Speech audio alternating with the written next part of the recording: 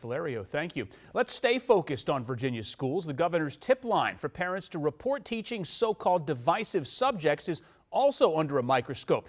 The governor's office says it will not be releasing records of tips sent in, claiming they are personal communications.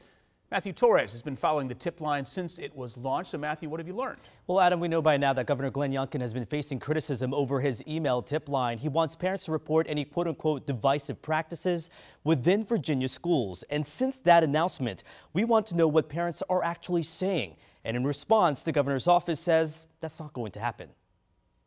WUSA 9 submitted a records request for email sent to the helpeducation@governor.virginia.gov helpline. The administration replied by saying the records are being entirely withheld as working papers and correspondence of the office of the governor. There's ways to release this information that they are choosing not to use. The exemption cited is discretionary, meaning Governor Youngkin has control on what can be released but is refusing not to. During his visit to a grocery store in Alexandria to promote getting rid of grocery taxes, Youngkin says releasing them is inappropriate. We do not report on anything from constituent services.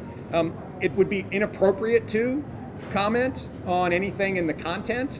And in fact, it would be like you writing a letter to me and then me disclosing it. But the Virginia Coalition for Open Government says there are ways to provide information while protecting someone's identity. Release in redacted form. They could take the names of the callers out. There are any number of different ways that they could package this information. They don't have to withhold it altogether. The email tip line is under severe scrutiny by educators and other parents who find it's just a way to tell on teachers and undermine their position. Youngkin wants parents to send reports and observations about divisive practices for his team to catalog and root out. One of those topics is critical race theory, which has never been taught in Virginia classrooms. The governor says he's simply listening to concerns. It's a big part of why I ran. One of those parents who sent an email is Carla Alsop, who's fighting to have the choice to send her daughter to school maskless. We needed more help from him now to stand up. In her email, she says she wants more help from Youngkin to assure parents have a choice. Because until something changes,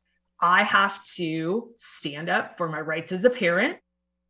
Now, we have also asked the governor's office more than once now how many emails have already been sent, and so far we are still waiting on an answer. But there has likely been a flood of emails because instead of sending concerns, there are many other parents who sent more positive emails, for instance, about who their favorite teacher was and why. Adam. Setting up another possible court case over what's public information and what's not. Matthew, thank you.